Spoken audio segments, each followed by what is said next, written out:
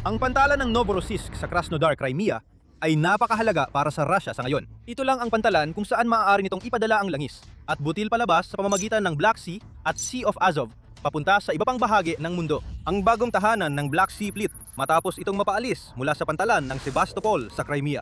Kung bumagsak ang Novorossiysk, babagsak din ang natitirang puwersa ng Russia sa dagat sa Ukraine. Alam yon ng Ukraine. Katatapos lang nitong atakihin ng matindi ang Novorossiysk. Malalaking bola ng apoy ang nagbura ng mahahalagang kagamitan sa Novorossiysk mula sa mapa. Sinira lang ng Ukraine ang pantalan at kasabay nito ay nawala ang isang mahalagang daluyang buhay na nagpapatibok sa puso ng makinarya ng digmaan ng Russia. Kagabi, nagsagawa ang mga puwersa ng depensa ng Ukraine ng isang natatanging operasyon na tumarget sa naval base sa Novorossiysk, ang huling malaking kuta ng Russian fleet sa Black Sea, mahigit 300 kilometro mula sa frontline. Ayon kay Pangulong Volodymyr Zelensky ng Ukraine sa isang post sa X noong Agosto 2. Hindi nagpigil ang Ukraine. Jet-powered na mga aerial drone, mga unmanned maritime system, at isang grupo ng Neptune missiles ay sabay-sabay na tumarget sa isang target. Winawasas ang lahat, mula sa mga pier hanggang sa mga posisyon ng air defense at infrastruktura ng pantalan. Ang Novorossiysk ay labis na nagulat. Halos hindi makapaniwala ang mga mandaragat at mga manggagawa sa pantalan na ang pag-atake ng Ukraine ay hindi lang nakalusot sa depensa ng pantalan, kundi nagdulot pa ng ganoon kalaking pinsala at wala nang mas matindi pang sakit na nararamdaman, kundi sa iisang alas na inakala ni Putin na magdadala ng tagumpay sa digmaan para sa Russia, ang Black Sea Fleet. Napakasama ng naging gabi para sa plotang yon. Ang walang tigil na overnight blitz ng Ukraine ay nagpatumba ng 4 sa mga barkong pandigma ng Russia. Tinitiyak na hindi na muling magagamit ng Russia ang mga ito para takutin ang Ukraine sa Black Sea o magpakawala ng mga misil papunta sa teritoryo ng Ukraine. Kabilang sa mga barkong tinamaan ng Ukraine ay ang 2 frigate ng Project 11,356 ayon sa mga ulat ng Euromaidan Press. Ang Admiral Eson at ang Admiral Makarov na kabilang sa mga pinakabagong missile cruisers na ipinakilala ng Russia sa Black Sea Fleet ay nasusunog matapos ang mga pag-atake ng Ukraine. Pareho mapanganib ang 2 barkong ito, kayang maglunsad ng caliber cruise missiles na may abot na hanggang 2,500 kilometro, kayang magdala ng 450 kilo na warheads, at pinaniniwala ang kaya rin umanong magdala ng mga sandatang nuklear. Ang mga barkong ito ay mahalaga sa estratehiyang pandagat na napilitan ng Russia na gawin sa Black Sea. Panatilihin ang mga barkong ito na malayo hanggat maaari sa Ukraine at umatake mula sa malayo. Kayang umatake ng Ukraine mula sa malayo rin. Pinatunayan lang nila ito. At 2 pinakamagagaling na missile cruiser ng Russia ang nakatikim ng sarili nilang gamot. Hindi lang itong 2 cruiser ang mga barkong naglulunsad ng missile na tinamaan ng Ukraine sa kanilang pag-atake kagabi. Isang Bayan M na maliit na missile ship ang lumubog din sa ilalim ng putok. Ayaring maglunsad ng caliber cruise missiles ng barkong ito kahit hindi ito kasing bago at kintab ng 2 Project 1,100 at 36 na frigates na tinamaan ng Ukraine. Kasing halaga pa rin ito sa estratehiya ni Putin na nakasandig sa mga missile. At bilang dagdag na bonus, tinamaan din ng Ukraine ang Vasily Bykov, isang patrol ship na dati nang binisita ng mga drone ng Ukraine. Maaring hindi ito ang pinakamahalagang barkong pandigma ng Russia na tinamaan nung mga unang oras ng Agosto 2. Pero ang katotohanang tinamaan pa rin ng barko ay magpapatibay sa menseng ipinarating ng Ukraine kay Putin. Hindi na ligtas ang Black Sea Fleet sa Novorossiysk. Bawiin natin yon. Hindi na rin ligtas ang Novorossiysk mismo. Bukod sa mga barko, may sunog pa. Kumakalat na ang mga video sa Telegram at X. Ibinabahagi ng mga independenteng Russian outlet na nilalagay sa panganib ang lahat para ipakita ang totoong nangyayari kapag sinasabi ng Russia na napigilan nila ang pag-atake ng drone ng Ukraine. May mga larawan at video sa X at Nova Plus ng napakalaking sunog na dulot ng pag-atake ng Ukraine sa Novorossiysk. Isang video ang nagpapakita ng mismong pag-atake habang naririnig natin ang napakalakas na pagsabog ng tumama ang isa sa mga projectile ng Ukraine sa target nito. Nagbibigay pa ng mga ulat tungkol sa mga sunog ang Crimean Wind Telegram channel. Binanggit ang satellite imagery para ipakita yon. Ang mga drone at missile ng Ukraine ang nagpasimula ng mga sunog sa military harbor na dinadaungan ng mga barko mula sa Black Sea Fleet, pati na rin sa isang gusaling administratibo at ang Shishkaris Oil Terminal berth sa daungan. Marahil ang langis na nakaimbak sa terminal na yon o maging ang mga tanker na kumukuha ng langis ang nagsilbing gatong sa apoy na patuloy na nagngangalit sa pinakamahalagang dauman ng Russia sa Black Sea. Ang pinsalang nagawa ay malupit at sinadya. Ito lamang ay sapat na upang maging laman ng lahat ng headline. Gayunpaman, ang mismong pag-atake ang tunay na kakaiba. Hindi ito ang karaniwang pag-atake ng drone ng Ukraine, malayong malayo. Tulad ng itinuro mismo ni Zelensky, ginamit ng Ukraine ang lahat ng mayroon nito laban sa Novorossiysk para makuha ang resulta nito sa isang matinding pag-atake na kinabibilangan ng 400 drone. Isa ito sa pinakamalalaking iisang pag-atake na isinagawa ng Ukraine sa digmaan hanggang ngayon. At maaalala ito bilang isa sa pinakakahangahangang magkakaugnay na pagsalakay sa kasaysayan ng bansa. Gumawa lang ang Ukraine ng sarili nitong plano para pagsamahin ang lakas ng himpapawid at dagat upang tamaan ang Russia kung saan ito pinakamasasaktan. At alam natin ng eksakto kung anong mga sandata ang ginamit nila para gawin ito. Ang Palyanitsia rocket drone ng Ukraine ang naging bituin ng palabas. Pinapagana ng jet at kayang bumiyahe ng hanggang 650 kilometro. Ang sistema ay may dalang 100 kilong kargamento at may bilis na 100 kilometro bawat oras habang lumilipad. Lunilipad ito ng kasing baba ng 15 metro mula sa lupa. Kaya napakahirap itong mapatigil gamit ang tradisyonal na mga sistema ng depensa sa himpapawid. Alam ng Ukraina ang ginagawa nito nang gamitin nila ang drone na ito at hindi lang tungkol sa kung gaano kalakas tumama ang drone missile na ito. Palyanitsa ang pangalan ng tradisyonal na tinapay sa Ukraina. Ang Novorossiysk ay isang mahalagang dauman para sa pag-export ng butil ng Rusya.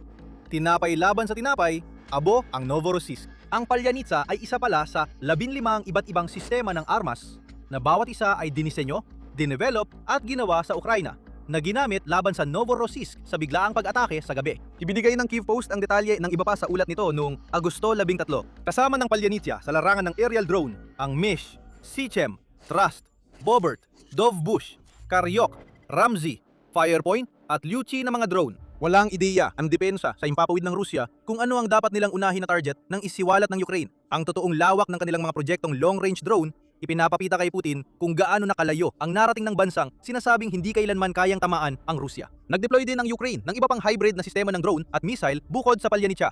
Kabilang dito ang Peklo, unang ibinigay sa mga puwersa ng Ukraine noong Disyembre 2024. Ang drone missile na yon ay kayang maglakbay ng hanggang 700 kilometro at may pinakamataas na bilis na tumutugma sa distansyang ito kada oras. Kahawig ang bus na may abot na hanggang 800 kilometro. Kaya nitong magdala ng warhead na may bigat na 50 hanggang 100 kilo. At lumilipad ito papunta sa mga target gamit ang turbojet engines. Parang hindi pa sapat ang mga drone at hybrid na drone missile, nagpadala rin ng Ukraine ng mga misail na Long Neptune sa labanan. Inilarawan ng United 24 Media bilang ang long-range cruise missile na hindi pa rin kayang gawin ng Europa. Noong Oktubre 2025, ang Long Neptune o RK-360L, kung gusto mong maging technical tungkol dito, ay isang extended range na bersyon ng Neptune D missiles ng Ukraine. Ito rin ang pinakamalakas na aerial projectile na ipinadala ng Ukraine laban sa Russia noong Agosto 2. Kayang maglakbay ng humigit kumulang 1,000 kilometro. Madaling mararating ng missile ang Novorossiysk. Ang Long Neptune ay may dalang 260 kilong warhead at pinaniniwala ang gumagamit ng guidance system na katulad ng ginagamit sa Scalp at Storm Shadow missiles na ipinadala ng UK at France sa Ukraine. Ang magagaling na technical na utak sa Ukraine ay malamang na nag-reverse engineer ng mga missile na yon at natutunan kung paano gumawa ng katulad. Ngunit mas malayo ang naabot. At sa wakas, naroon ang mga maritime drone. Maaring inaasahan ng Russia ang kilalang Sea Baby. Ang nakuha nila ay ang Sargan at Marmy na mga sasakyang pandagat sa ibabaw ng tubig na walang tripulante ng Ukraine. Ang mga detalye para sa una ay nananatiling classified. Bagamat may mga haka-haka noong Abril na nagpalabas ang Ukraine ng Sargan 3000 na may dalang machine gun sa Black Sea. Alam natin na maaaring lagyan ng mga missile ang mga drone na ito.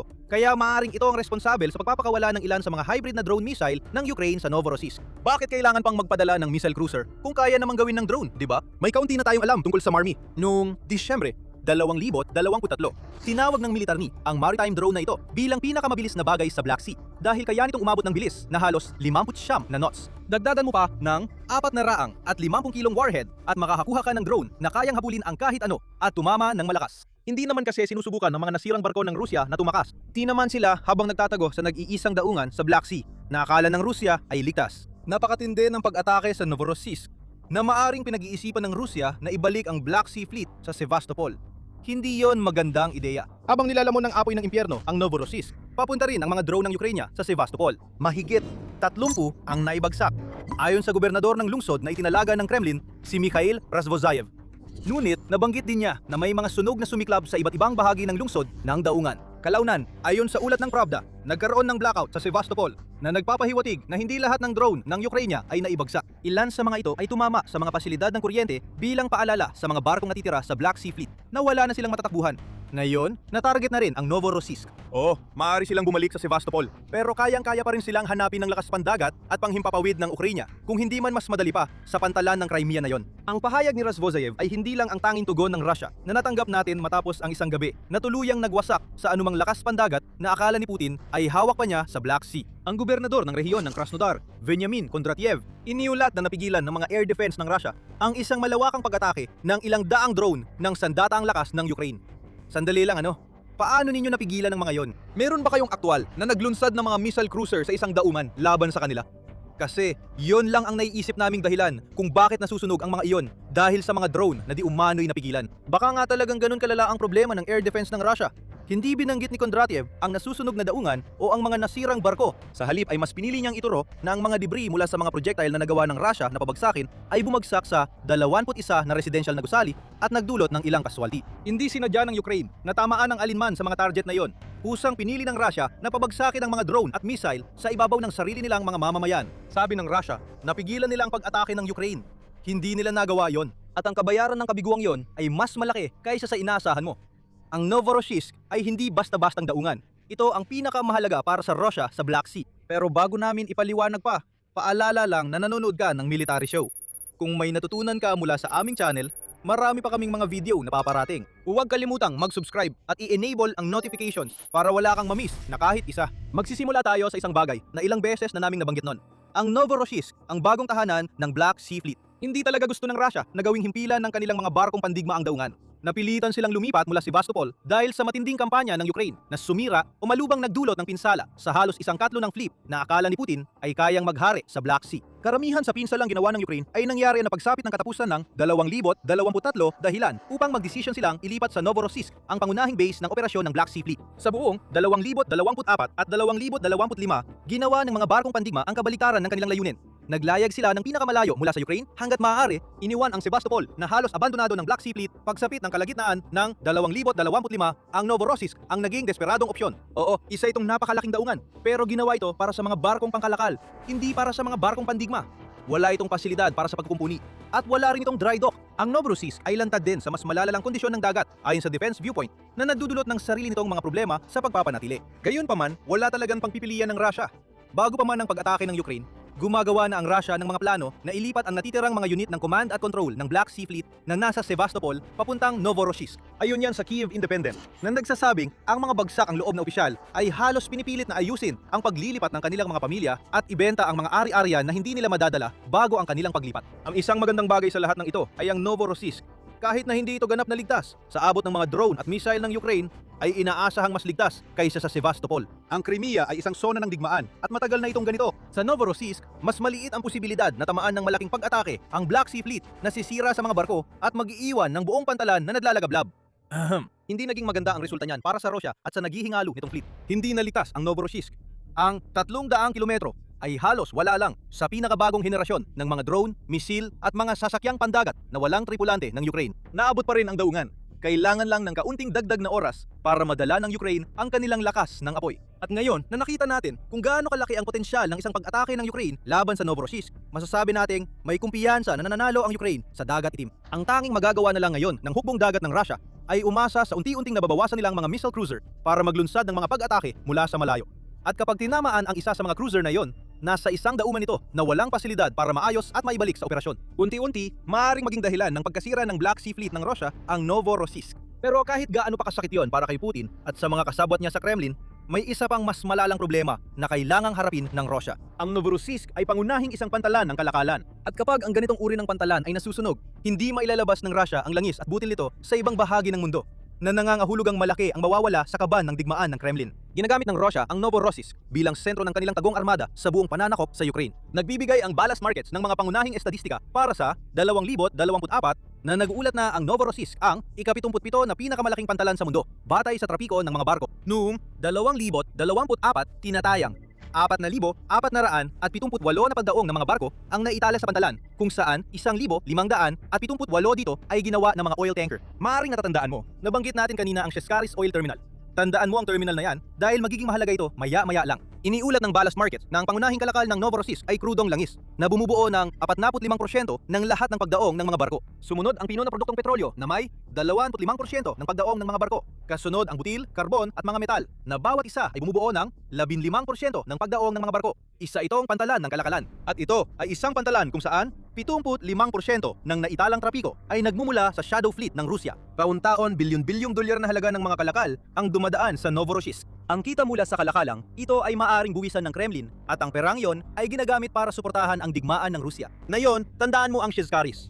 Bukod sa barkong pandigma ng Black Sea Fleet na pinabagsak ng Ukraine noong Agosto 2, maaring ang oil terminal na ito ang tumanggap ng pinakamatinding pinsala mula sa pag-atake noong gabi. Iniulat ng militarni na marami sa mga sunog na nabanggit namin sa inyo ay naitatala sa paligid ng oil terminal na ito. Ibig sabihin, winasak ng Ukraine ang tanging bahagi ng Novorossiysk na nakalaan para sa pagpupuslit ng illegal na langis papunta sa mga barkong sakop ng mga parusa. Ang terminal ng Siskaris ang dulo ng mga pangunahing tubo ng langis ng kumpanyang Ruso na Transneft at isa ito sa dalawang pangunahing industrial na lugar sa Novorossiysk. Ang isa pa ay ang Grosovaya na mga 12 kilometro ang layo. Ang Siskaris ay may kapasidad na 75 milyong tonelada bawat taon, kasama ang isang napakalaking kompleks ng mga tangke na kayang maglaman ng 1.28 milyong kubikometro ng langis. Kung kami ay mahilig tumaya, masasabi naming ang apoy na tumataas mula sa Novorossiysk ngayon ay malamang nadulot ng direktang pagtama ng Ukraine sa kompleks ng mga tangke na ito. At iyan ay isang problema para sa Rusya.